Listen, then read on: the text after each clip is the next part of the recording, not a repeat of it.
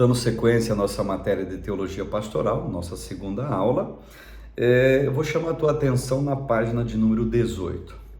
A partir da definição proposta, que a gente propôs na aula de número 1, constata-se que a teologia pastoral lida com as questões que envolvem o chamado do pastor e suas atribuições ou funções, sendo que as Sagradas Escrituras são o elemento norteador de toda a praxis pastoral, que reverbera no seu ser e nas relações sociais cotidianas. Ou seja, queridos, se nós temos um manual de instruções do que é ser verdadeiramente um pastor, esse manual de instruções é a Bíblia Sagrada. Então me parece que aqui, querido, não vai contar muito os anos de experiência que eu vou escutar daquele pastor agora. Isso é importante, evidente que é importante. É claro que é importante. Agora tem um detalhe que você não deve esquecer, e eu também. Esses anos de experiências deste ou daquele outro pastor tem que ter pauta na Bíblia. Ou seja, esses anos de experiência que esse ou aquele líder teve para nos legar, para nos mostrar, ele usou como manual as Escrituras. Foi as Escrituras, ele abriu a Bíblia e disse, não, eu vou transitar dessa maneira para que eu leve com dignidade, para que eu leve com honradez o privilégio de ser pastor e a sua responsabilidade. Foi embasado nas Escrituras, porque me parece o seguinte, não se alarme com o que eu vou dizer aqui, não me tenho como desrespeitoso, pelo amor de Deus, não é o meu propósito aqui. Mas me parece que muita prática pastoral do passado são práticas que não tem como ter aplicabilidade hoje. Ah, porque nós estamos mais modernos? É porque a gente vai desmerecer o trabalho que os pioneiros fizeram, nos legaram? Não, querido, simplesmente pelo fato que teve muita prática que foi antibíblica. Teve muita prática que foi até contrário à Bíblia, contrário às Escrituras. Gente sem preparo nenhum. Ah, mas eles construíram igreja, eles fizeram isso. Eu não estou falando de construção de igreja agora, tá? Eu não estou falando de tijolo, não estou falando aqui de cimento, não estou falando de ferro, de telha, não. Eu estou falando de pessoas. Eu estou falando de ser humano. Pastor não foi chamado para construir igreja. Quem constrói igreja são empresas de arquitetura, de construção civil.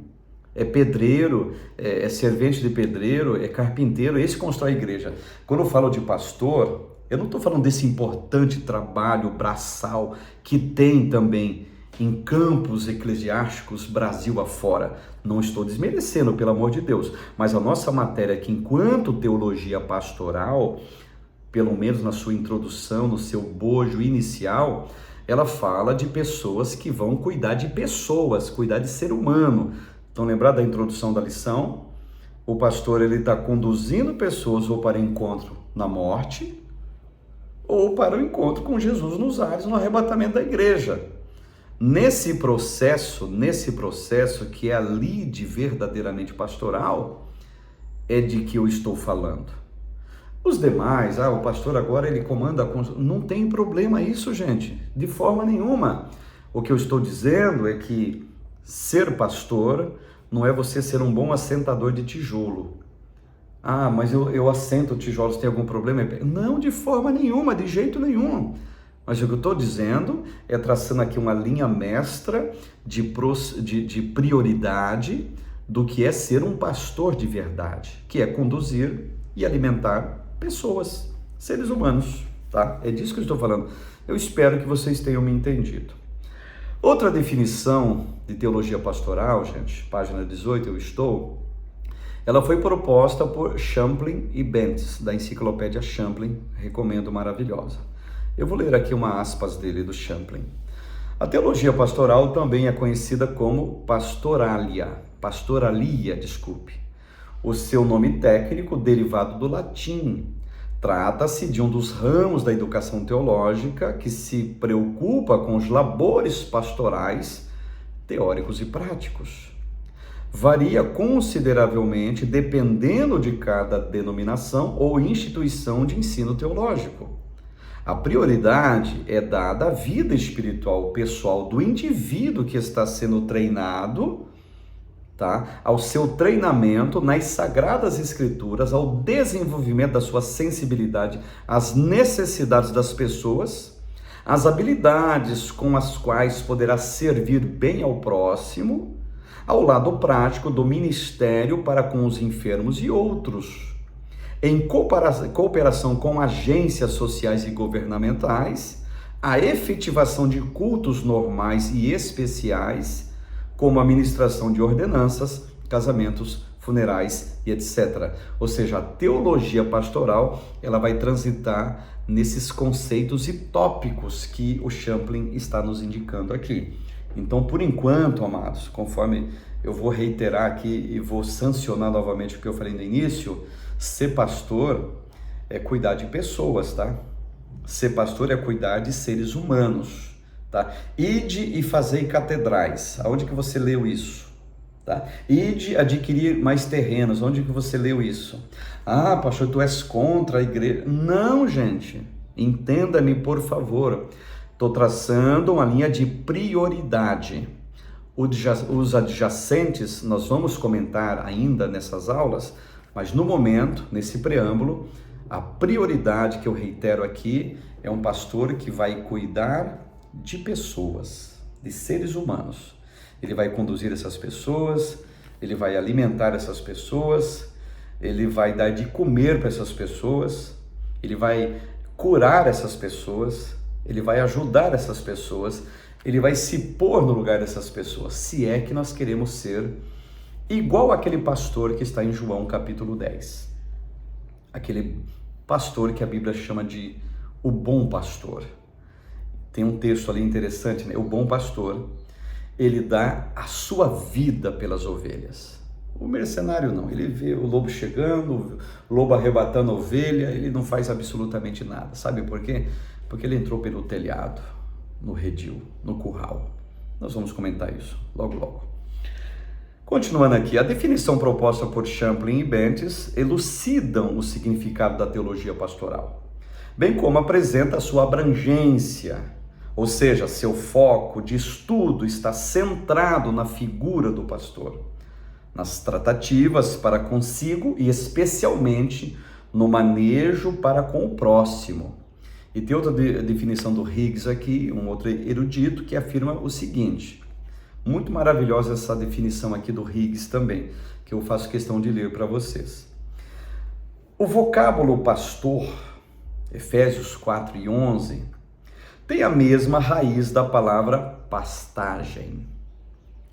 Esses termos nos fazem lembrar de cenas rurais, das tranquilas pastagens de ovelhas e dos cuidados do desvelado pastor pelo rebanho, gente. Em várias passagens da Bíblia, o povo é chamado de ovelhas, e aqueles que deles cuidam são denominados de pastores. Salmo 100, verso 1, João capítulo 10, verso 1 até o 29, Atos 20, verso 28, 1 Pedro 5, do verso 2 até o 5, tá? Então o dever do pastor é alimentar, guiar, proteger e ajudar as ovelhas. Ele as ama e segue à frente. O pastor vai à frente das ovelhas, não vai atrás das ovelhas, tá? Com o cajado e a vara ele serve. E que belo quadro do terno ministério de um pastor do povo de Deus. Esse é o quadro de um pastor à frente, ovelhas atrás porque estão sendo protegidas. Ele guia, alimenta, cuida, nutre esse rebanho. Então me parece que ser pastor está longe de ser um senhor feudal, está longe de ser um déspota, um ditador de púlpito, tá? Que muitos usam o púlpito para desabafo, para vomitar os seus impropérios por aquele outro desafeto que ele não gosta, que está no meio do rebanho. Não, ser pastor não é isso não, gente. Ser pastor é você se colocar à frente, você cuidar, você nutrir, você alimentar e assim sucessivamente. E se você se coloca à frente, Você é o primeiro a enfrentar as ameaças que vêm contra o rebanho. Não é as ovelhas que cuidam de você, é você que cuida das ovelhas. Eu vou falar o que eu falei no início, se é que nós queremos ser um pastor de verdade, né? Então todas as definições trazem em comum a importância da figura do pastor, enquanto aquele que recebe o chamado de Deus para doar-se em favor da sua igreja. MacArthur reitera que o pastor é conhecido por meio de várias ilustrações e identificações, como por exemplo, esse pastor, ele é, segundo MacArthur e segundo a Bíblia, ele é um governante, ele é um embaixador, ele é um dispenseiro, ele é um ministro, logo vou explorar bem essa palavra ministro, ele é defensor, ele é servo e ele é exemplo. E aqui tem vários textos que a gente pode analisar cada ponto disso aqui, vários textos bíblicos. Basicamente todos eles são textos paulinos, um pastor também que levou a efeito o que é pastorear. 1 Tessalonicenses 5:12, 1 Timóteo 3:4 e 5, 2 Coríntios 5:20, 2 Coríntios 4:5, 1 Timóteo 4:12, 1 Pedro 5:3, esse conselho petrino aqui, um outro pastor até inclusive.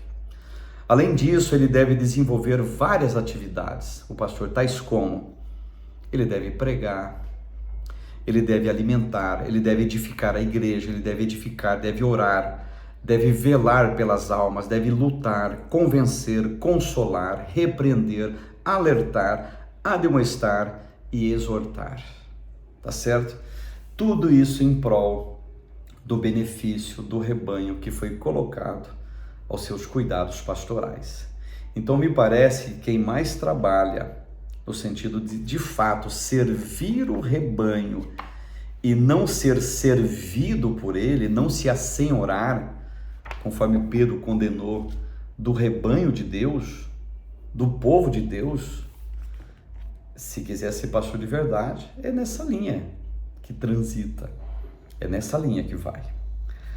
Desenvolvimento histórico da teologia pastoral, gente. É possível identificar o desenvolvimento da teologia pastoral desde os tempos bíblicos, portanto, Antigo e Novo Testamento abordam a temática, que se estende pela história da igreja até chegar ao tempo presente. Perceba que o Salmo 23, um dos mais belos e conhecidos salmos das Escrituras, apresenta o Senhor como pastor, que ama e se doa por suas ovelhas. Outras passagens bíblicas também apontam para a relação pastor-ovelha, estabelecida entre Deus e Israel. Exemplo, Salmo 44, verso 22, Salmo 100, verso 3, Salmo 119, verso 176, Jeremias 23, versículo 1, Jeremias capítulo 50, versículo 6 também. O Novo Testamento ele não foge à regra, a presença do pastor é marcante, sendo que Cristo é o pastor por excelência. Ele é o bom pastor que deu a sua vida pelas ovelhas, conforme está, Evangelho de João, capítulo 11, até o versículo 16. Então as ovelhas agora são todos aqueles que pertencem ao rebanho do Senhor, a igreja no caso. E de fato a igreja é o grande aprisco onde todo esse rebanho é amado, guardado, tratado e curado, acariciado e também alimentado.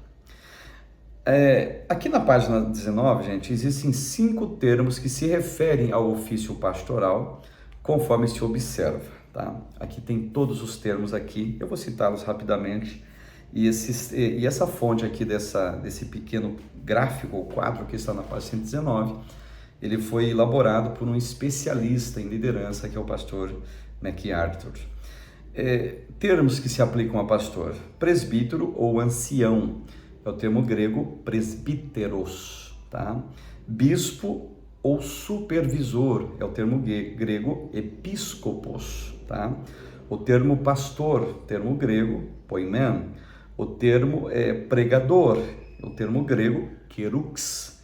O termo mestre é o termo grego didáscalos. Todos esses termos se aplicam à questão pastoral, se aplicam ao pastor, se aplica ao líder, se aplica àquele que vai agora, entenda o que eu vou dizer, vai doar a sua vida em prol dos benefícios do seu rebanho.